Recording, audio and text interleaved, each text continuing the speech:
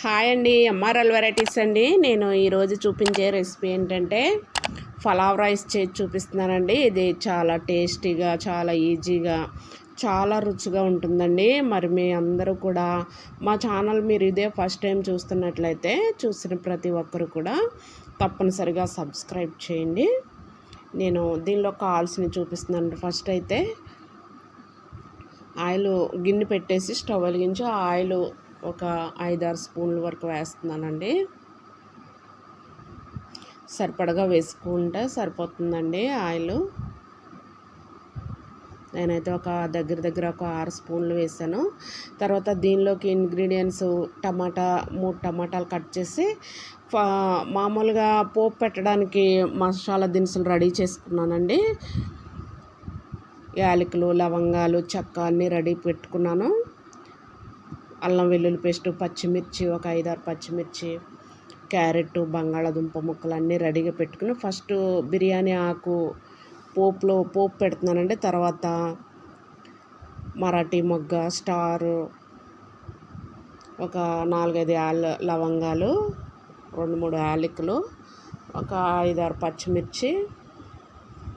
మనం తినే స్పైసీని బట్టి మనం వేసుకోవాలండి. ఎంత మనకి ఘాటు కావాలో అంత కారం పచ్చిమిర్చి వేసుకోవాలి. ఒక 8 వరకు వేసాను నేను పచ్చిమిర్చి. ఈ పోపు ఫస్ట్ వేయించుకోవాలండి.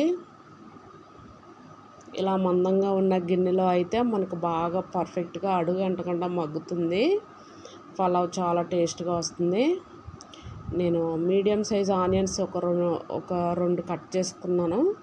ఒక 2 బంగాళాదుంపలు, ఒక 3 టమాటాలు ఇలా పీసెస్ కింద కట్ చేసి అన్నీ పోపు వేగిన తర్వాత అన్నీ వేసేస్తున్నానండి.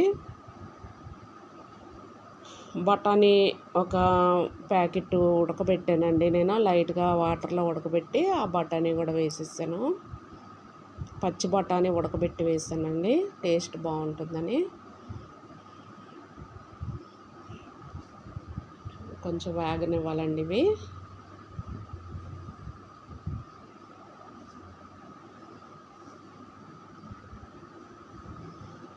ఇలా గిన్నె ఎప్పుడు పలావ్ రైస్కి గిన్నె మందపాటి గిన్నె అయితే చాలా పర్ఫెక్ట్గా వస్తుందండి పలావు.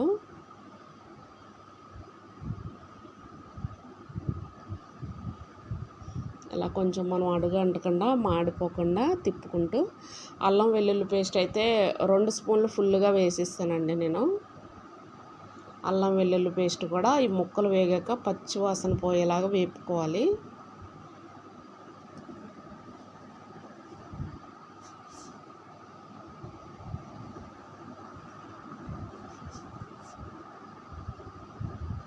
కొంచెం ఒక 1/2 స్పూన్ పసుపు వేసానండి.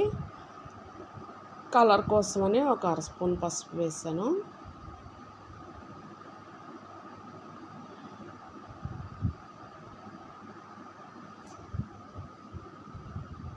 ఉప్పు ఒక 2 స్పూన్లు వేస్తున్నానండి. సరిపోకపోతే ఎసరు పోసాక మళ్ళీ చూసుకోవచ్చని 2 స్పూన్లు ఫుల్గా వేసాను.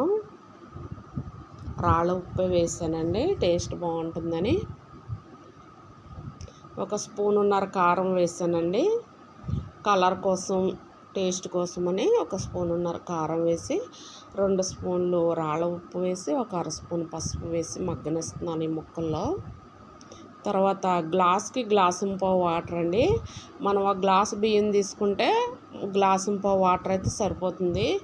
నేను బాస్మతి రైస్ నానబెట్టానండి ఈ పలావ్ చేయడానికి.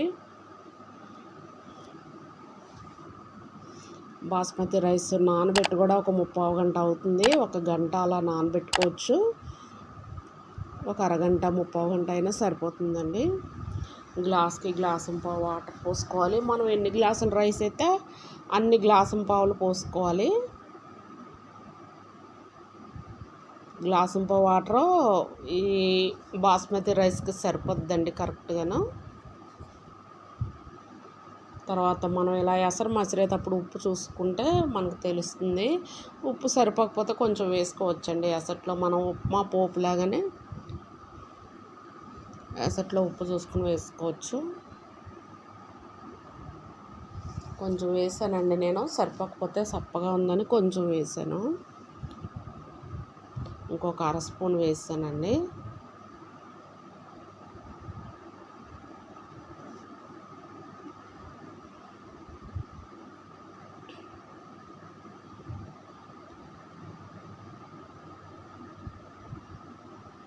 నేను వాటర్లో నానబెట్టుకున్నాను బియ్యం వాటర్ వాడేసేసి వేసేస్తున్నానండి.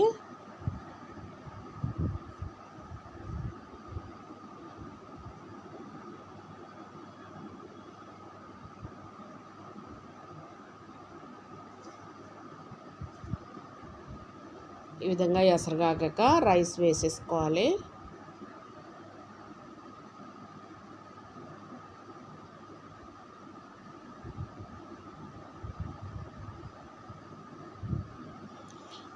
మనకి ఇంకా స్పైసీగా ఘాటుగా కావాలంటే ఇలా వేగిపోయిన తర్వాత, ముక్కలు వేగిన తర్వాత ధనియాల పౌడరు, గరం మసాలా పొడి ఇవి కూడా వేసుకోవచ్చండి. అంటే మేము పోపు పెట్టాము మసాలా సరుకులు వేసి, కానీ పొళ్ళు వేయలేదండి. ఎందుకంటే మాకు ఘాటు తక్కువ కావాలని మేము అవన్నీ ఏమి వేయలేదు. అందుకని మేము జస్ట్ మామూలుగా పోపులో వేసాం అంతేనండి. ఎందుకంటే చిన్నపిల్లలు వాళ్ళు ఉన్నారు, తినడానికి వాళ్ళు కూడా తింటారు కదా. ఎక్కువ ఘాటుతనం ఉంటే మరి చిన్నపిల్లలకు కూడా కదా అని ఎక్కువ మేము మసాలా పొళ్ళు వేయలేదండి. ఇష్టమైన వాళ్ళు కూరగాయ ముక్కలు అవి వేగిన తర్వాత ధనియాల పౌడరు, గరం మసాలా కూడా వేసుకోవచ్చు. ఒక్కొక్కసారి నేను అవి కూడా వేసే చేస్తాను. చూడండి, అన్నం చాలా వరకు రైస్ మగ్గింది కదా, పలావ్ రైస్. ఇప్పుడు కొత్తిమీర వేసేసానండి. పుదీనా కూడా వేసుకోవచ్చు. ప్రస్తుతానికి మా దగ్గర లేదు, అందుకే వేయలేదు. కొత్తిమీర అయితే వేసేసామండి. వేసేసి మూత పెట్టేసి మగ్గనిస్తే చక్కగా చూడండి పువ్వులాగా వచ్చేస్తుంది పలావ్ రైస్. ఎంత బాగా వచ్చిందో చూసారా. ఇలాగా అడుగు నుంచి ఒక్కసారి మరీ ఇరిగిపోకుండా నెమ్మదిగా అడుగు రైస్ పైన వేసుకుని ఇలా కలుపుకొని రెడీ అయిపోయింది. చూడండి ఎంత బాగా వచ్చిందో. దీనిలో మసాలా పొడులు కూడా అవసరమైతే వేసుకోవచ్చు. మేము పోపులోనే వేస్తామండి మసాలా సరుకులన్నీ. యాలకులు, స్టారు, మరాఠీ మొగ్గ అన్నీ. దీనిలో చికెన్ కర్రీ వేసుకుని తింటే చాలా బాగుంటుందండి. మనం చికెన్ కర్రీయే కాదు, మటన్ కర్రీ, చికెన్ కర్రీ లేదా ఆలు కర్రీ ఏదైనా సరే దీనిలో చాలా చాలా బాగుంటుంది. అసలు ఏ కర్రీ లేకపోయినా ఉత్తి పలావ్ అయినా సరే తినడానికి చాలా చాలా బాగుంటుందండి. చూడండి ఎంత కలర్ఫుల్గా ఉందో. ఈ విధంగా చాలా ఈజీగా రెడీ చేసుకోవచ్చండి పలావ్ మనం. మరి కామెంట్స్ ఏమన్నా ఉంటే మాకు తెలియజేయండి. మరి మీరంతా కూడా మా ఛానల్ మీరు ఇదే ఫస్ట్ టైం చూస్తుంటే ప్రతి ఒక్కరు కూడా సబ్స్క్రైబ్ చేయండి.